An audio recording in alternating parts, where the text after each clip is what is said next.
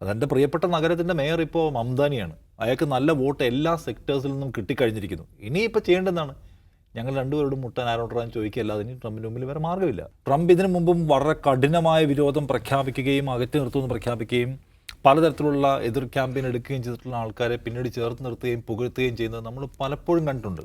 ഇപ്പോൾ ട്രംപിനെ ലോകത്ത് അനുകരിക്കുന്ന ഈ മിമിക്രി കലാകാരന്മാരുണ്ട്. അവരുടെ ഏറ്റവും പ്രധാനപ്പെട്ട ഒരു ഐറ്റം എന്ന് പറയുന്നത്, പല ആൾക്കാരെയും നമ്മുടെ മമ്മൂട്ടിയും മോഹൻലാലിനെയും അല്ലെങ്കിൽ അശോകനെയൊക്കെ അനുകരിക്കുന്നതിന് ഒരു സ്ഥിരം നമ്പർ ഉണ്ടാവുമല്ലോ. ഇതിനകത്ത് സ്ഥിരം നമ്പർ എന്ന് അറിയോ? ട്രംപ് ഇപ്പോൾ പറഞ്ഞൊരു വാക്കില്ലേ, അടുത്ത സെക്കൻഡിൽ അത് മാറ്റി പറയും. അങ്ങോട്ടും ഇങ്ങോട്ടും ഇത് മാറ്റി പറയുന്നത് കാണിച്ചാണ് ഇവർ ട്രംപിനെ അനുകരിക്കുക. അദ്ദേഹം എന്ന് പറയുന്നത് വളരെ നല്ല മനുഷ്യനാണ്, ഇറ്റ്സ് എ ടെറിഫിക് ഗായ്, അപ്പുറത്തുനിന്ന് മാറ്റി പറയും, ഈ പറച്ചിലാണ്. അപ്പോൾ അദ്ദേഹത്തിൻ്റെ സമീപനം എന്ന് പറയുന്നതിൽ തന്നെ അങ്ങനെ ഒരു സ്റ്റേബിളായിട്ടുള്ള സമീപനമുള്ള ആളല്ല. ഇന്ന് അദ്ദേഹം പറയുന്നതായിരിക്കില്ല നാളെ പറയുക.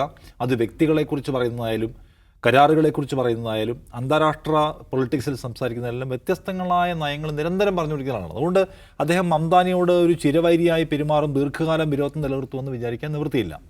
അദ്ദേഹത്തിന് എന്തുകൊണ്ടാണ് മംദാനിയുടെ പ്രശ്നം ഉണ്ടാകുന്നത്? അതിന് പല കാരണങ്ങളുണ്ട്. ഒന്ന്, ന്യൂയോർക്ക് അദ്ദേഹത്തിൻ്റെ ഹോം ടൗൺ ആണ്. അദ്ദേഹത്തിൻ്റെ വളർച്ചയുടെ പ്രധാനപ്പെട്ട കേന്ദ്ര ഭൂമിക എന്ന് പറയുന്നത് ന്യൂയോർക്കാണ്.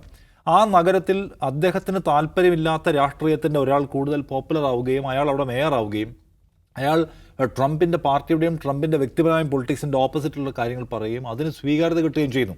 അങ്ങനെ ഒരാൾ തനിക്ക് ഏറ്റവും പ്രിയപ്പെട്ട ന്യൂയോർക്ക് നഗരത്തിൻ്റെ മേയറായി വരുന്നത് അദ്ദേഹം ഒരു കാലത്തും ആഗ്രഹിച്ചില്ല. പക്ഷേ എന്ത് സംഭവിച്ചു? അദ്ദേഹം പറഞ്ഞതിനെല്ലാം അപ്പുറം പോവുകയും ജനങ്ങൾ കൂട്ടത്തോടെ മംദാനി കൂട്ടുകയും അയാൾ വിജയിക്കുകയും ചെയ്യുന്നു. അപ്പോൾ പിന്നെ ട്രംപിന് അടുത്ത് ചെയ്യാൻ കഴിയുന്ന കാര്യം എന്താണ്? അതെൻ്റെ പ്രിയപ്പെട്ട നഗരത്തിൻ്റെ മേയർ ഇപ്പോൾ മംദാനിയാണ്. അയാൾക്ക് നല്ല വോട്ട് എല്ലാ സെക്ടേഴ്സിൽ നിന്നും കിട്ടിക്കഴിഞ്ഞിരിക്കുന്നു. ഇനിയിപ്പോൾ ചെയ്യേണ്ടതാണ്, ഞങ്ങൾ രണ്ടുപേരോടും മുട്ടാൻ ആരോടാന്ന് ചോദിക്കുകയല്ലാതെ ഇനി ട്രംപിൻ്റെ മുമ്പിൽ വേറെ മാർഗ്ഗമില്ല. അല്ലെങ്കിൽ അദ്ദേഹത്തിന് ന്യൂയോർക്കിനെ വിട്ടുകളയേണ്ടി വരും. അദ്ദേഹം ന്യൂയോർക്ക് നഗരം എന്ന് പറഞ്ഞാൽ ഞാൻ ഇനി അതിന് ഫെഡറൽ ഫണ്ട് കൊടുക്കത്തില്ല, അത് ബുദ്ധിമുട്ടി പോകും, നിങ്ങൾ അത് മൊത്തം നശിക്കാൻ പോവുകയാണെന്നൊക്കെ അദ്ദേഹം പറഞ്ഞു നോക്കി. അങ്ങനെ കൊടുക്കാതിരിക്കാൻ പറ്റുമോ? അങ്ങനെ ലോകത്ത് തന്നെ ഏറ്റവും വലിയ നഗരങ്ങളിലൊന്നാണ് ന്യൂയോർക്ക്, ഏറ്റവും വലിയ നഗരമാണ്. ആ നഗരത്തെ മാറ്റി നിർത്തിക്കൊണ്ട് അമേരിക്കയിലെ ഒരു പൊളിറ്റിക്സിൻ്റെ മുന്നോട്ട് പോക്ക് എങ്ങനെയാണ്? അത് നടക്കുന്ന കാര്യമാണോ?